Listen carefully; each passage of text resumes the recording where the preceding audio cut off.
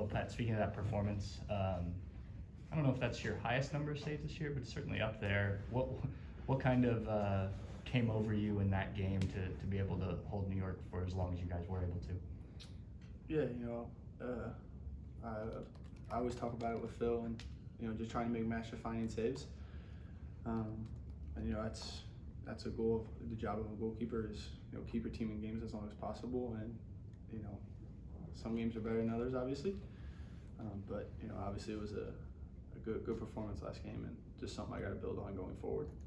Do you feel really settled into the position?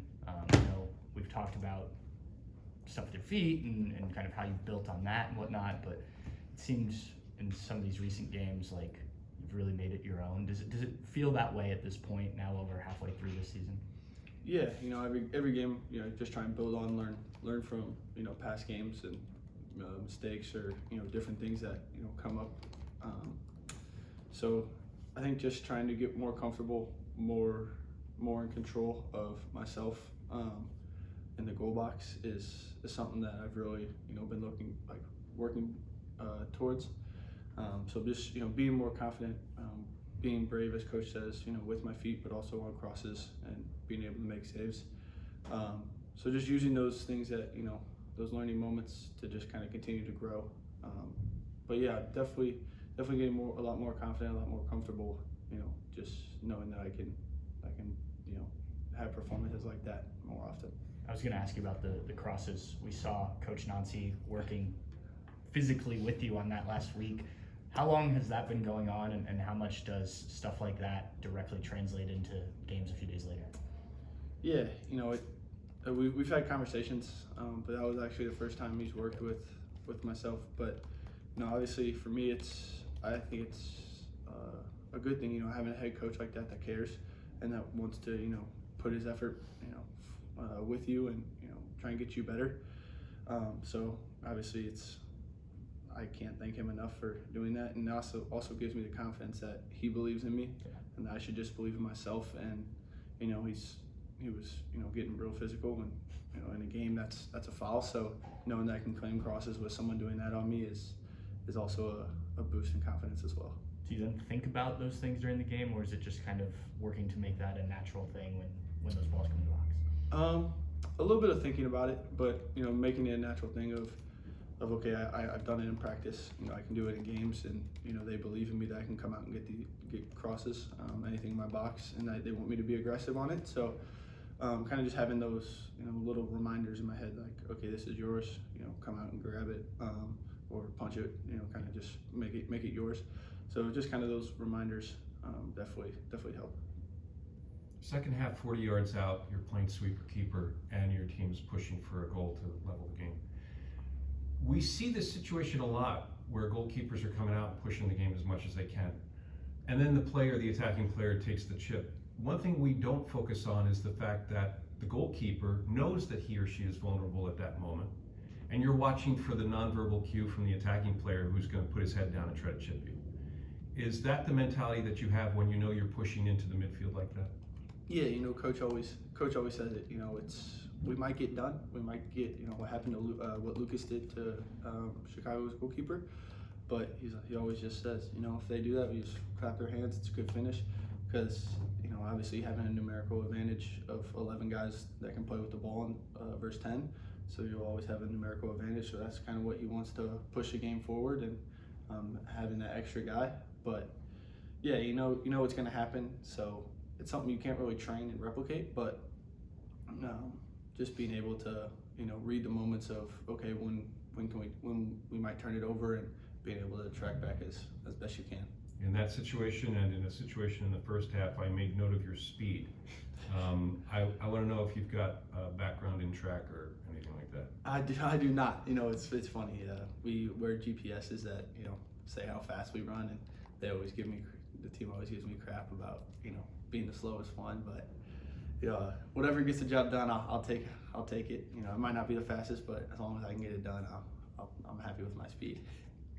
Your head coach said that Steven Moreira does the best impression in the locker room of the head coach. Is that true, and is it spot on? Yeah. I think Stevie's got some character. But you know, when he does something like impersonates coach, it's pretty spot on. Was that, you talked to you about some of your other sports you played in terms of your mobility as a goalkeeper. Do you think that helps in terms of situations like that where you kind of have to improvise? It's almost like a lob pass in basketball or something like that, just kind of your background. Yeah, no, I definitely think it helps. You know, playing baseball when I was younger, I was a center fielder, so kind of just reading those situations, as well as basketball. I was a point guard, surprisingly. So I was the first one back on defense. So just defending transition moments where it's, you know, a 2-on-1, you know, kind of body shape and everything. So it definitely, past sports definitely help for, you know, situations that I see more and more now. You're going on the road, obviously this week, a tough environment, no Cucho. Do you go into a game like this thinking I may have to have another big game when, you know, possibly backs are against the wall? Yeah, you know, obviously every game I expect to, you know, face shots. You know, I don't think there's been a game where I haven't faced a shot, I don't think.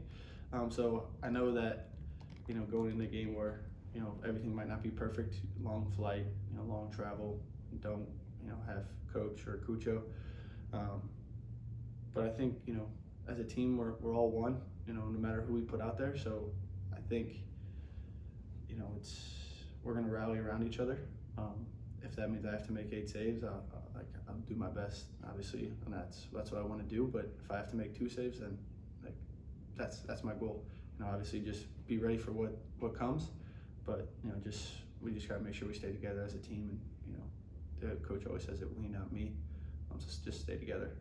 Is that ultimately what helped you guys come back in that game? You're down 1-0 at a time, and you get a time goal. Yeah, you know, it's down a man. Coach always just said, fight to the last whistle. You know, we do different drills in training where it's, if you get scored on, you have 30 seconds to score another goal just to equalize it. Or, you know, the team trying to defend a 1-goal lead. So, you know, it's just kind of, we've seen different moments like that in training. Just staying together and, you know, fighting until the end. And, you know, I think, you know, we have a bunch of competitive guys in our locker room. So knowing that we can do it, and we've done it in training, just having that belief that we're going to do it on a Saturday or Wednesday. What kind of basketball team are you on? A 6'5" guy who plays point guard. We were very good. We were a very good basketball team. Yeah. That's what I'm getting at. Yeah, it was. We had a 6'10", another 6'5", and then I was only like 6'3" at the time, but then there was like a 6'1" and 5'7" guy. So it was. But when I was younger, I didn't grow until very late, so I always was a point guard. And so when our point guard, like, you know, needed someone else to handle the ball, I was our main go-to. Wow. So Yeah. A state title? No, we lost in the Final Four to a very good team. Wow. A couple 5-star recruits. So yeah, we were decent for what we were. Yeah. Cool. Yeah. Patrick, just in general terms, do you guys feel wronged by what happened Saturday and then subsequently with the further discipline? I wouldn't say that. You know, I think everyone saw what, you know, transpired. Everyone has their opinion, but I think as a team, we stayed together through it all. Didn't let it really affect us, and you know, we got a result. Obviously, we won 3 points, but with everything that transpired, you know, going down a man, losing coach, we'll take a point out of that situation. Everybody good? Thanks,